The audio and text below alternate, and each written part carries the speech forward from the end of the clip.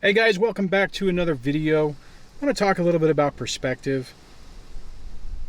One of the things that's I always say this, I always say one of the things.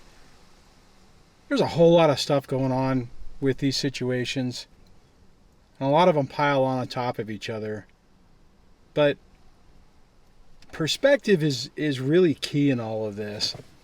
And being able to look at your situation and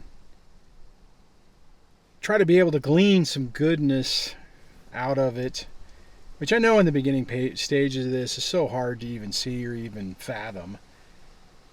You're dealing with stuff that's so difficult, so stressful, so devastating, and it's hard to see life at the other end of it. Then you talk to other people, you look online, you check Facebook, probably other YouTube channels, and you just hear, the system's rigged against you, your life is messed up, if you made this mistake, your recovery is, hard to come by, and your best bet is never get involved in the first place. And all that information is incredibly depressing. You can begin to think that there's no, it's like, well, I lost everything, there's no hope. There's no hope for tomorrow. Everything's over. I remember those days. Those are really not good days. The unfairness of the family court system. You walk into it thinking, okay, there'll be justice. It'll be fair. The other person won't get away with everything. They won't be given everything. They'll see through everything. And then you start rolling through it, and it just feels like one mighty blow after the other. I read a comment on a Facebook comment off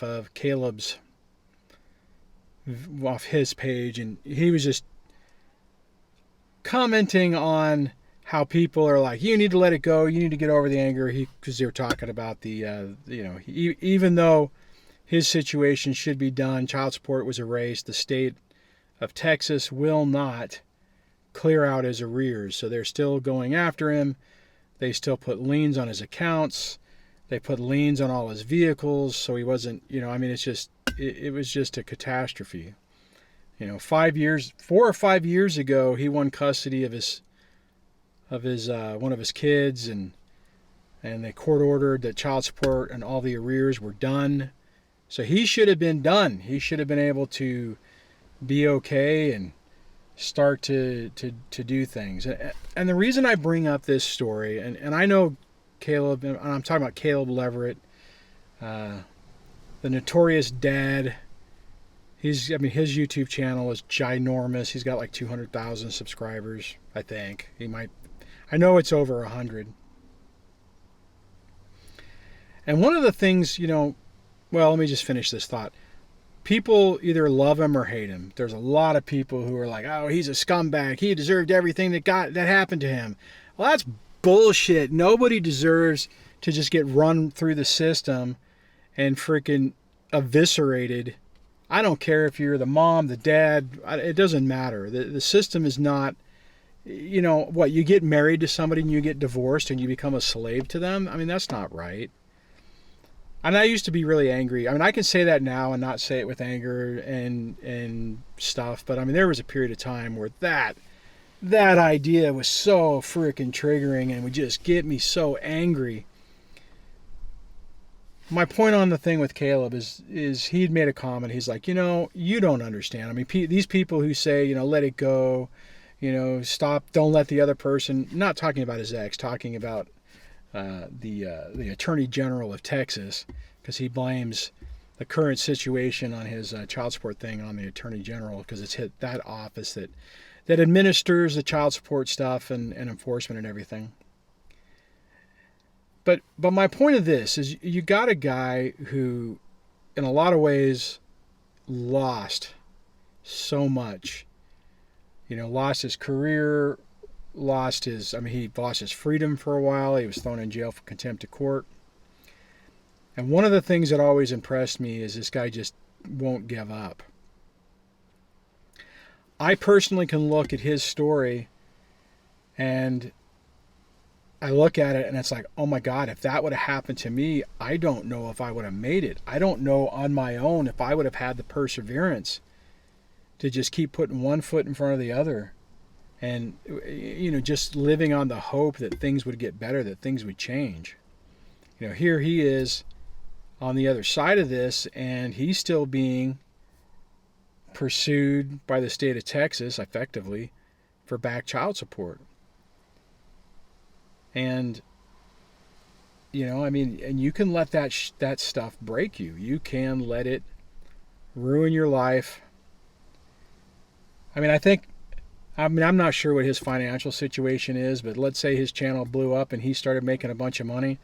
Man, I would so encourage him just to pay that shit off, get it out from underneath him, get it to where you can get your passport, you can get your license. Well, you don't have to worry about your driver's license being suspended and all this garbage happening. That's why I encourage anybody, if you're at the beginning stages of this, and I don't care how angry you are, and I know that with this last year with the pandemic and jobs, and I'm sure there's people watching right now who are probably in that situation where they lost their job, they weren't able to keep up with child support, they're in arrears, maybe even tried to go back to court, and the judge is like, you'll get a job, and we'll just pile it in arrears. So you're looking at this balance that keeps just increasing. I understand, those situations happen.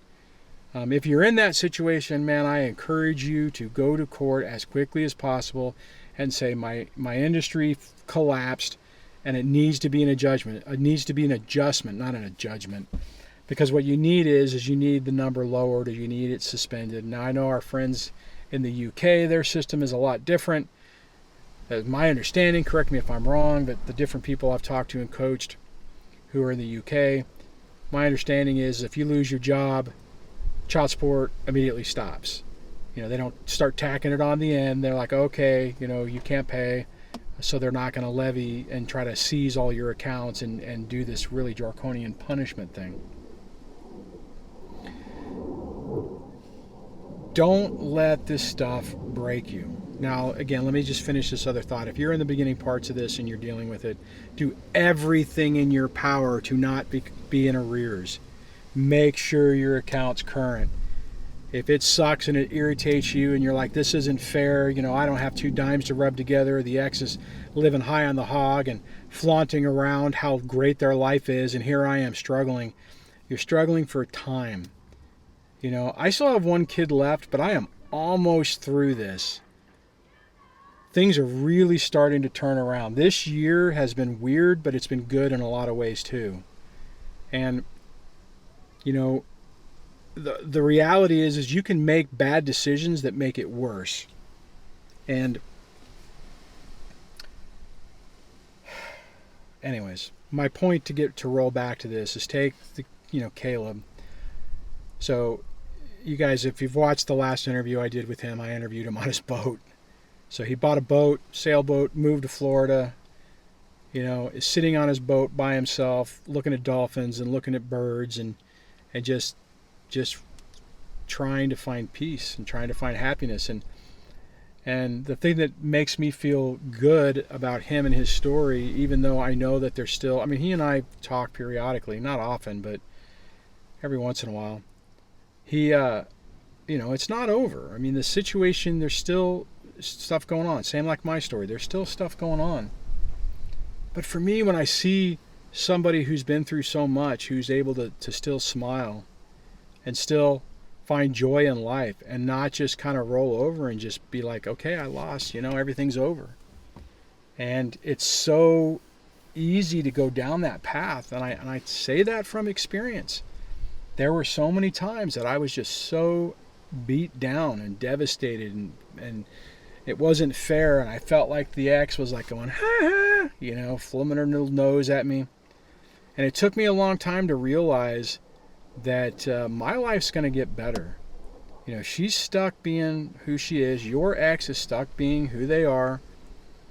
They may pretend to be happy, but they're fundamentally, these people, they're not happy. They can pretend, they can post on social media, but they're just off. and they can't get away from it. You, on the other hand, can get away from it, even if it doesn't feel like it. And I want you to think about that. If you're in the early stages of this, try to find people to take inspiration from that's on the other side.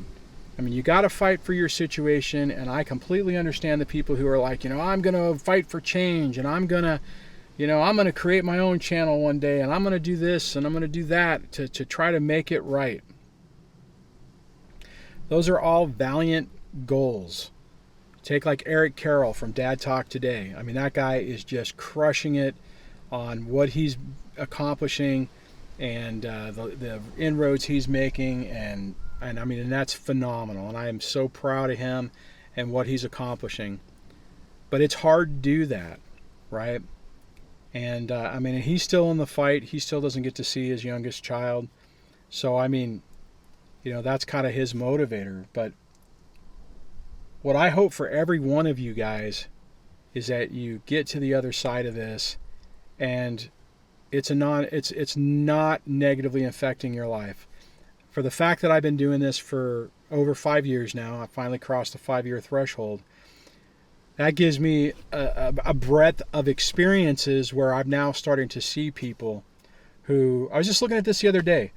An old subscriber, somebody who would send me emails just at their wits' end on what was going on and feeling like they were never going to be able to get through this.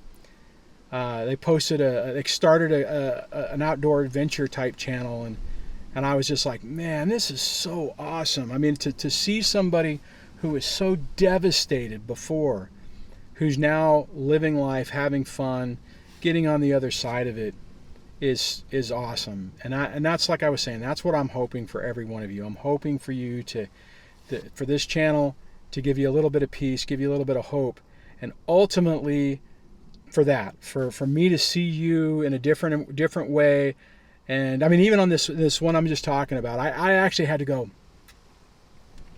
is this that guy? I mean, is this who I think it is? And I had to go back, and I looked at my old emails to make sure, and I'm like, oh yeah, it is.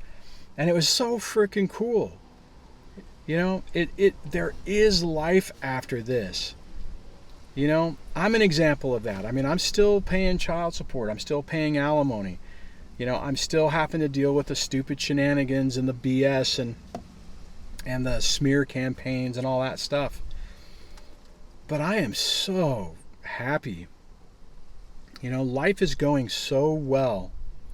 Not perfectly. I mean, don't get me wrong. I'm not where, I'm not where I thought I was going to be. I'm not. But what's funny is I say that, and the other flip side to it is I'm so much farther along than I ever thought I would be. 9 years ago, I think, maybe 10 years ago, I'm trying to remember. I think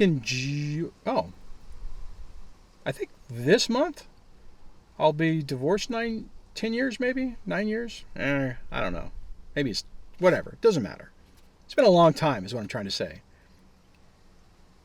I thought that I would be just devastated. I figured that I would just be scraping by, angry and bitter, trying to hold on to my health. And I mean, my biggest fear back in the day was that I would die or have some catastrophic injury, not be able to work, not have any money, and basically be homeless, and and that the ex was going to have been able to destroy my life. I mean, just ruin it. And that's not the case. It's different. Give you that. My life's different. It's not the way I had anticipated it. It's not how I envisioned it. But the reality is, it is so much better than I thought it was going to be. And I am so grateful, so freaking grateful that the ex took her bony little finger and went boop right in my eye. And I was able to get out of this situation, because there are times where I'm like, oh my God, if she would have played it just a little bit differently, I would still be there. I would still be in the midst of this. I would still be in the cognitive dissonance. I'd still be living this fantasy land, this illusion, not knowing what the nightmare I was really living. So hang in there. Take things slow. Take deep breaths. Find little things that give you joy, whatever it is. I don't care if it's sitting in your backyard smoking a cigar, sitting in your house with the windows all open and the wind blowing, the air, nice breeze blowing through. I mean, whatever it is, find your simple peace, and it would just grow and grow and grow. And before you know it, the effects that toxic person, even if they still have access to poke you in the eye, is not going to be anything like it was at the beginning. And every day it's like their grip, their grasp just completely, not completely, but starts to loosen. Hang in there. You're going to make it through this. You're going to make it through it. If you're new to the channel, hit the subscribe, ring the bell notification so you get notified of all videos. If you really like what's going on here, sign up for or become a channel member. If you want to get notified whenever I post videos, go down to the link below and look for the phone number to sign up for the text notifications. And if you want something different than narcissism videos, go to my camping channel, Duane Robert. I'll put a link somewhere. Sign up for that. See me going on my epic adventures. My epic adventures. My little excursions where I go try to find my peace and find my tranquility and my happy spot. All right. Talk to you later.